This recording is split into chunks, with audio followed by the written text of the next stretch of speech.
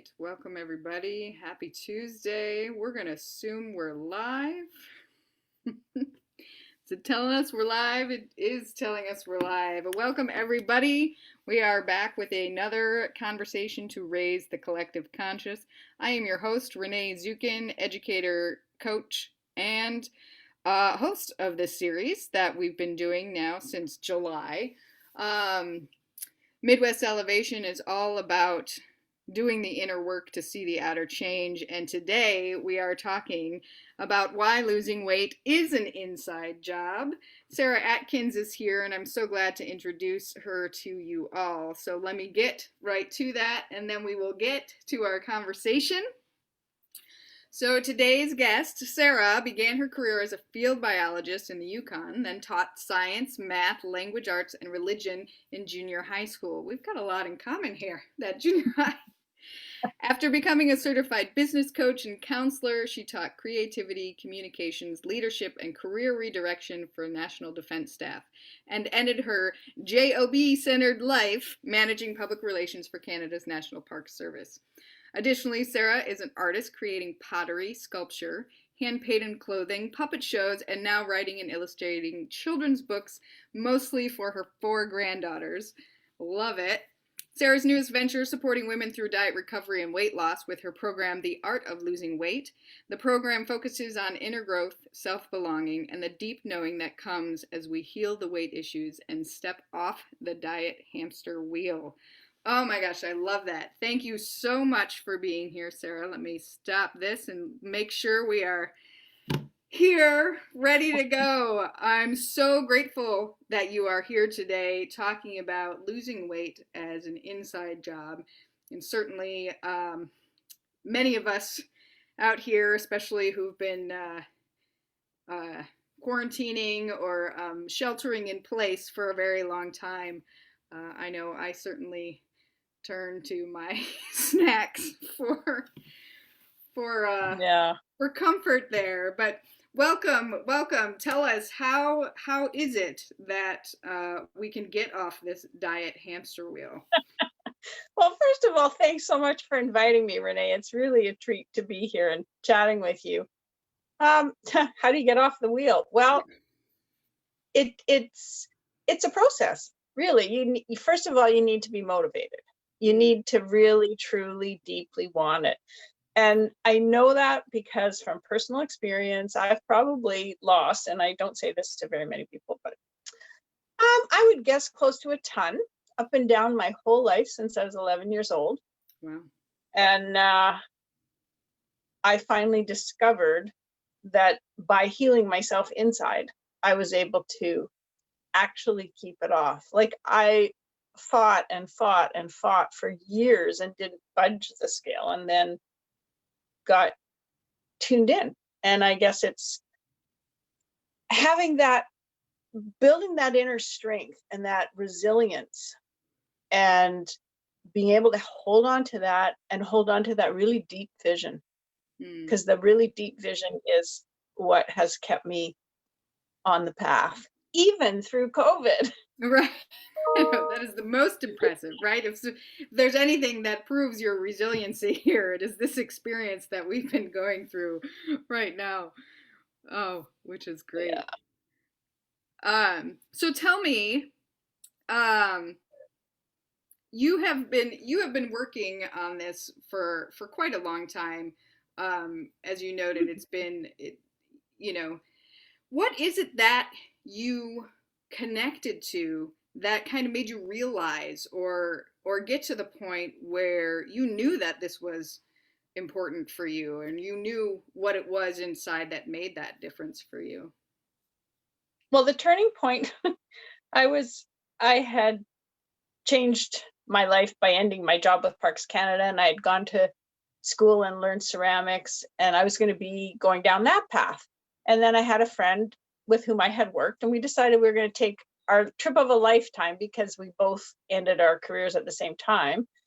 And so we went to India, and we left for India about a month before my first grandchild was going to be born. So I was going to be, no, it was more than that. It was probably more like 8 weeks, because I was supposed to be back for 3 or 4 days and then going out to Calgary to greet the new baby. And so we had gone to India planning to buy some, the salwar kameez outfit, the sort of a shift with pants. And we thought we would wear that while we were traveling. So we went first off to a store, and my friend is this tiny little 5 foot nothing petite woman. And I, at the time, was 65 pounds more than I am now, and almost at my highest. And we walk in this store, and the store staff are so sweet, and they're all surrounding Pam, and can I help you? And here, look at this fabric. And it was like I wasn't even there. Wow. And finally, I heard this man saying, "You cannot shop here." And I realized he was talking to me. And he came over to me and kind of, went to herd me out of the store. "You cannot shop here. You are too big." Oh my God. I was devastated. Yeah. And I went outside the shop, and there was this rock sitting, across the street. And I sat down on this rock, and I just burst into tears. This was like, I'd been fighting this for years and years and years. And in the later years, it becomes more difficult as you pass, Right. go through menopause and all that. And I had sort of gotten to a point where I was just about ready to give up. And then I thought, wait a minute, I'm sitting on this rock, and I'm seeing all these beautiful little Indian children running around in the street, and thinking, I'm going to have grandkids, and I want to be around for them. And I want to be able to get up off the floor and get down on the floor and play with them, and, climb over rocks and go mountain climbing and go skiing and do all the fun things that I used to do. Yeah. Yeah. So that was my turning point. I wiped my tears off. I thought, okay, we're going to deal with this. And so when I got back, I just really did a lot of research, and I did a lot of soul searching, really deep inner work, lots of journaling, lots of visioning. And because I'm a creative person, the process of doing anything creative always really helps me to get in touch with myself. And so I created a vision for who I wanted to be, how I wanted to be, what that looked like, what my life felt like all aspects, all my senses were in that vision. Mm. And I started to lose. And I got there, and I stayed there now for going on, well, geez, my oldest grandchild's going to be 5. So Oh, that's there you go. amazing. That's Yeah. amazing. I Yeah. love that you talk about, the creativity part of it, and Mhm. how, not only that, I mean, you were tapped into the creative side from your sort of transition out of your career too. Yeah. Marty's here. She said, "Yeah, I love ceramics," when you mentioned that All too. Oh, right. and Misha's here too. Yay. But I just love that you took that creative process in, creating something outside of yourself, right? Whether it was ceramics or whatever, and you turn that into recreating yourself, essentially, Yeah. um, recreating the life that you want, which is amazing. And how would you how would you suggest somebody, or me, somebody like me, right, Okay.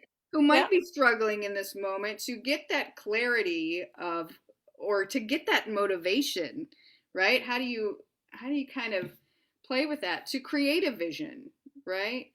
Of Well, there are lots of different approaches. I mean, everybody has their own strengths and their own, like, lots of people say, "Oh, I'm not creative at all," but everybody really truly is, Mhm. because I know that I taught a course on creativity in the military. So it is possible for anyone.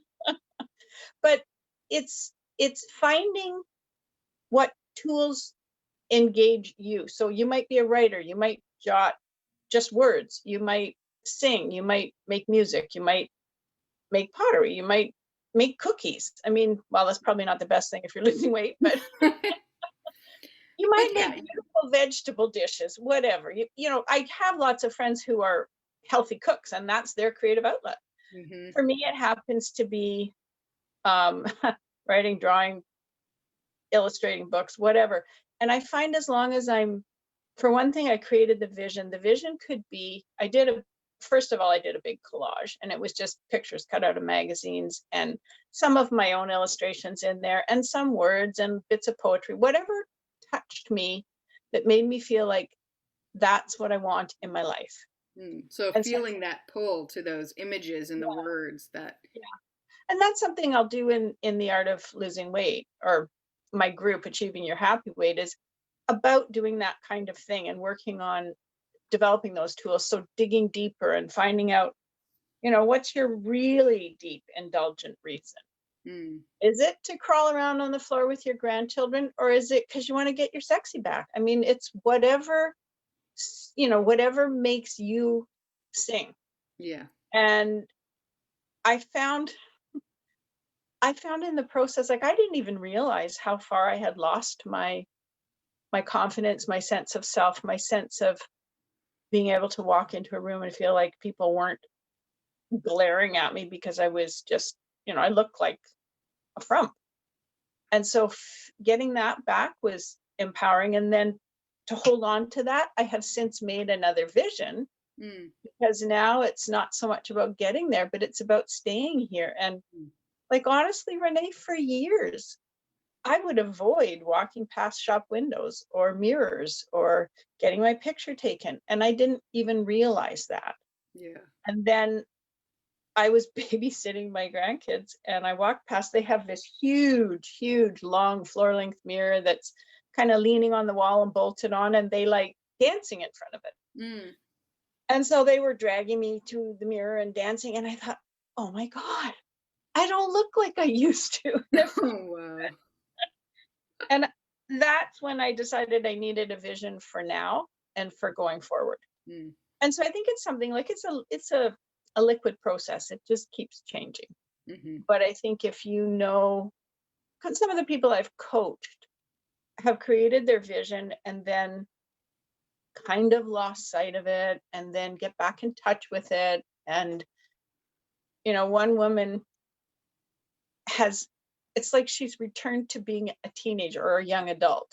mm, She's gone from, like, she's lost 60 pounds. She looks like a teenager from the back. I mean, it's just amazing.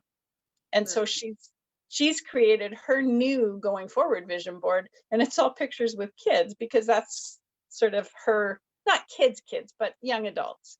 Mm-hmm, It's her way of expressing how energized she's feeling and how she's really feeling beautiful, because it's coming from the inside out. And if you clear away all the junk, like, women have so many layers of hurt mm, and things that have happened in our lives, things that are deeply sensitive.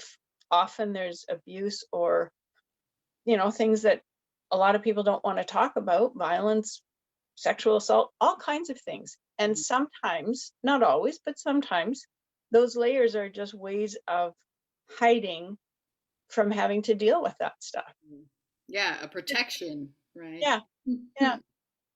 And as you get stronger inside, you don't need it as much. Mm, And then, I mean, things like you said, you're reaching because you're sitting around with COVID. You can still do that if that's a pleasurable thing. right. And I have one woman who eats frozen blueberries one by one. And I tried it. I thought, this is a good tip. I'll try Yeah, this. They're awesome. It's like they're sweet, and they dissolve slowly in your mouth. And yeah, like eating little ice cream bits. yeah, yeah, Yeah, I might have to try that. It certainly is, but it's that mindlessness to it. That's the unhealthy part, right? And that's what um I know I battle that, and I know many people do as well. And there's um when you talk about reconnecting with yourself, there's that mindfulness that comes into play, which that wake up. And so um thinking about why we have the habits we do, or um I don't know. I mean, and some of them it's really just a habit, and some of them, as you said, are probably sort of deeper layers of, insecurity or trauma. Well, and we build the habits around protecting ourselves.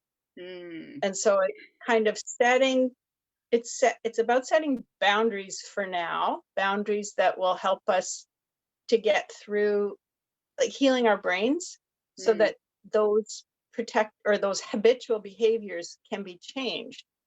And in healing the brain, we can get forward into new behaviors and replace the old behaviors. And I mean, there's I've heard people say it only takes 22 days to change a habit. It's Research shows that it's like at least 66 days.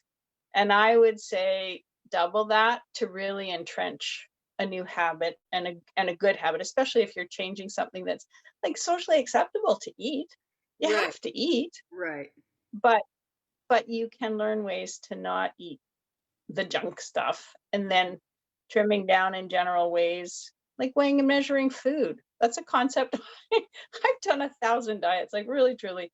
And I remember, like, everybody, well, not everybody, but lots of us have tried Weight Watchers, and Mhm. they say weigh and measure, and I never did. I thought that is just not me, ridiculous. Well, I think that was what really made the difference, was actually realizing if you weigh and measure, you know that you've had enough Mm, and you know that you've not had too much. Because I used to go, I think they used to say that the size of the palm of your hand. Yeah. yeah. So what if you have teeny tiny hands? Right. And, we can always rationalize my hand's not as thick as that. And now I'm a potter, so my hands are bigger. So, weighing and measuring, and I would test myself and sort of guess, okay, so 4 ounces of this should be this big. And Hmm. it was this big. So I got to eat more than I expected, which was awesome. That's So I mean, just little things. Yeah, Yeah. that's so interesting. When you said that, I was thinking too about money, like the weighing and measuring. Have the same sort of like, I don't know. It seems like a tedious task or whatever, but that's how Yeah. right? And having that awareness plays into Yeah. that too. And I think it's the same with money. If you don't know, like, what you've got in your account and how you budget, and you're just, then it's like you don't know what's going to happen. You don't have the control, and not in like a controlling way, but a real true picture. I Yeah. think is Yeah. what Well, the and there's a lot of comfort in knowing, in just really knowing. yeah, Like, yeah. I'm not guessing, because if you guess, then your brain plays games with you and it irritates you, and it says, well, did you really have enough, or do you need a little bit more, or did you eat too much? Like, it's just always nattering. And the whole idea that I've found is, by setting these boundaries, I don't even think about food anymore. I Mm, mean, I think about when I'm planning a meal or something, but sure. it's totally changed my relationship with food. That's amazing. Yeah, because I used to really have a love-hate relationship with, like, I was one of the people that I didn't eat from through teenage years and young adulthood. I did not eat. And that, of course, had ramifications for my metabolism, Sure. and that isn't a great thing, but now I know, and there are ways that you can sort of gradually build up a little bit too. Mm, Like, you lose the weight and then you can start to rebuild with the right kinds of foods. mhm. Mhm. That's wonderful. Well, I Oh, do. We're getting some wonderful comments, which we will certainly come back to. But a lot of people just, really agreeing, and how oh, that's amazing. Yeah, Marty said she lost 15 pounds when she started her home bakery because, that creative process, yeah, for me, I would think, oh my God, I would be eating the cookies every day. But, that's her love. That's what, she loves to do. That's amazing, Marty. Thank you for sharing that. and Uh, actually, in that vein, I had a friend she's a young woman. She was just diagnosed with sudden juvenile diabetes, mm, and she had just completed her Red Seal baking, um, chef level. But she said, like, she manages it, and she said because she's surrounded by it all the time, there's no sense of shortage. mm. So she has lost weight too. So I get it, Marty. I get it. Yeah, that's amazing. That's amazing. I also want, I do want us to touch on, you sent me a diagram called the Chicology of a Woman. And I don't want to leave without touching on this because I think Okay. it is absolutely amazing. And I'm going to share my screen. Hopefully, I can share the right way. Okay. And hopefully, everybody out there can see it. Um, There she is. should we? So I want everybody to be able to see. Here's what the whole figure looks like, and then we can kind of talk through. But tell me about the process of making this. Tell me what this means for you. How are we connecting this beautiful heart? Well, first I guess explain where, right? Where psychology Ecology comes from. comes from. Well, okay, so I started life, as you said, as a field biologist, ecologist. And so that, to me, everything is systems. Mm, And the ecosystem and the environment are very, very important to me. And I just had this, I wanted not to be just losing weight like a diet. It's it's changing how we think of ourselves and all the integrated pieces of us. And mm, first I thought, it could be like a fabric where the warp and weft are different things. Then I thought, no, it's kind of like there's the outer woman that we see from the outside, and then there's the inner woman, which is the gem that we know exists inside. And the image is the inner woman is the person the gem, where the gem is. And then there's that layer of sort of like that's the shield that we put on around ourselves to protect ourselves. And it doesn't have to be big, but it's just these are all the things that sure. influence our lives. And when things are out of alignment, we get stressed, and stress is one of the worst possible things for weight loss or for Mm, weight gain. And there's so many hormonal things, and diabetes and heart disease and all those things, all the health factors as well. mm-hmm. But the motivating part is the heart within, and to me anyway, that's the people that we love. And Mm-hmm. then those other layers are things that are also layered on our lives, like there's money, there's jobs, there's, I don't know, I can't remember all the words, but Yeah. I spent a lot of time putting those words in there. Right. Yeah. Social But pressure. yeah, um, Yeah, all that. Oh my gosh, professional image, attractiveness, body image, financial health, our bosses, um, values, our motivation, that yeah, sort of intrinsic and extrinsic motivation, right? Um, yeah, yeah.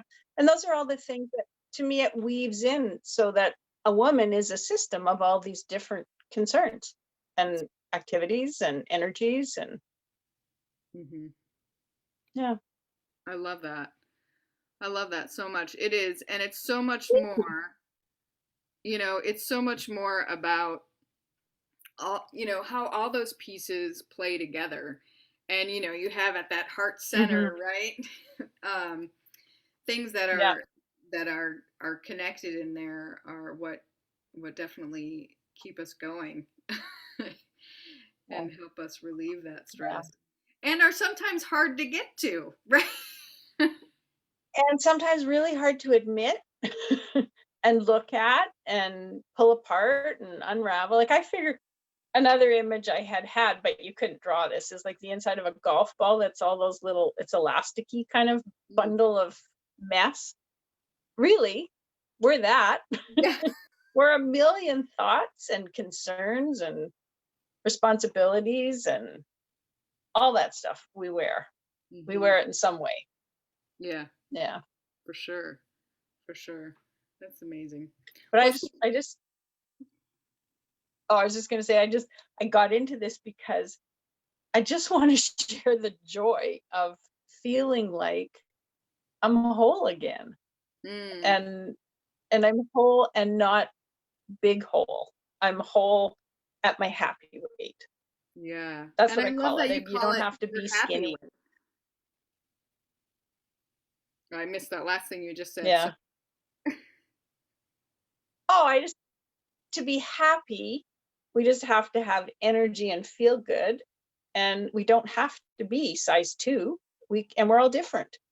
So, somebody might be 10 or 15 pounds different at the same height, but it doesn't really matter as long as you feel great, you have energy, and you're healthy. And Yeah. I think, that's the big thing, feeling that vitality. Hmm. That's so important. Not a picture of what you think you should look like or what other people look like, that Yeah. comparison, but yeah, feeling energized. Mhm. When you were talking about your client who looks and feels like a teenager, that's that word that kept coming up in my mind too, just having the energy, because as you know, working with teenagers in a Yeah. in a former life, and um they have lots and lots of energy, and having to be able to come back to a point where that's the way you can wake up and feel every day. Yeah. Like, how amazing is that? And Yeah. that's so Well, powerful. I think especially going through the times that we're going through now with COVID, we're isolated. It's easier to slip into depression or edges of depression. And I think there's proof that vegetables and fruit actually help to keep depression at bay and elevate the mood. And there's all sorts of other things that I do, like guided visualizations, and it's been proven meditation shifts the brain activity into the part of the brain where happiness exists. And so you can do these things to keep yourself going and motivated and keep yourself happier. Hmm. Hmm. That's wonderful. Yeah. And you are growing a community of like-minded, amazing women. Tell me a little bit about your Facebook group, and then we'll be sure to get that link down there if anybody's Okay. interested in joining It's you. called Achieving Your Happy Weight. And I also have a page called The Art of Losing Weight. And Achieving Your Happy Weight is, I want it to be a community of women who are supportive and loving and kind, and also help us with accountability. Help Mm, us, we're down and out. If you feel like you're going to just crash and go on a binge, there's somebody there who can support you, or I'll be there to support you. I mean, the whole idea is you don't want to start on that road because it's really hard to get off it. mhm, And there's a whole lot of science about that too. But the idea of creating and building those patterns of behavior that will help you stay away from the ditch. mhm. And so I want this community to be a place where it's safe to say, okay, yesterday I really went off the rails. I need help. Help me Mhm. get back. And people will rally around. Yeah. That's the goal. I kind No of got a little criticism. choked up when you said that. Yeah. I obviously have something going on today Well, I'll related tell you, related. growing up, my dad used to poke me in the stomach and tell me I was too fat, had to lose weight all my life. It was a challenge. So I know that people thrive much more so when they're encouraged and nurtured than they do when they're criticized and shamed. Yes. Yeah. Amen to that. Yeah. And that inner voice, right? And then that becomes the inner voice, you Yeah. know? And so, Yeah. Like my dad made a comment to my daughter when she was just a little girl. She was about maybe 6 or 7. And he was totally kidding. They were running up and down the rocks in their bathing suits, and they were being Superman. And my dad said, "And so what are you, fatty girl?" Wrong thing to say to a little girl. And to this day, she's now almost 40. She still remembers that. yeah. Yeah. And he would never have said it deliberately, but it's Right. being sensitive to the kinds of things that we let slip. Mhm. Yeah. Yeah. That when I heard that, I just, Oh, it, because at that point I'd been up and down, up and down, up and down all my life. I didn't want her to go through that. yeah, for sure. Yeah. And so I would really like to be able to help women achieve this and help help their daughters to achieve, you Yeah. know, Yep. Yeah, it's a be cycle. healthy, be happy, and be confident. Mhm. Yeah. build your own resilience so that you can stand up and be who you are. I love that. Be the gem inside. Yes, the gem inside. Oh, it's so beautiful. Yeah. Well, thank you, Sarah. I don't know if anybody has any questions out there. Please let us know. Stick them in the comments. I'll keep an eye on it here, and certainly let us know if you are watching the replay and you have questions or comments. Like I noted earlier, I will put the link to the Facebook group and to your website. If people want to learn more about your programs that you offer, we'll get you that information as well. This has been such a joy to have you here, Sarah. You do such amazing work, and I'm thrilled to get to know you more, to be a part of that group, and be, part of the outer Shecology that creates a safe place for women everywhere. So thank you so much. Yeah. I forgot to mention this when you were talking about the Shecology symbol. I don't know if you can see it, but these earrings Oh yeah. were created for me by a woman in the ELA network, and she's a jeweler, and I wanted my symbol to wear, but I can't wear necklaces. I'm wearing one right now because that's only for the interview. But Sure. I have issues with my neck, but I can wear earrings. So she made me these earrings, and it's my Shecology symbol. That's so perfect. Oh, I love it. I love that so much. If anybody wants their jewelry checked, her name's Jennifer Vatinsky. Am I Yeah. allowed to say that? Yes, you are. We here support all women-owned businesses and entrepreneurs. She's awesome. Like she'll work with you to make anything. Anyway, it was just really fun to work with her to do that, and now I wear them and they inspire me. That's so amazing. Yeah, I should get in touch with her. Yeah, it was Jen, Marty. Yeah, Marty, we'll get the links to the Facebook group so you'll be able to join there. Oh, yay! And anybody else watching out there as well. All right, no other questions or comments from the group, so we are going to sign off on Facebook here. I hope everyone has a wonderful rest of your Tuesday evening. We will be back again next week with another conversation to raise the collective conscious, and I hope you will all join us again then. Thanks, everyone. Love it. Thank you. Thanks, Renee.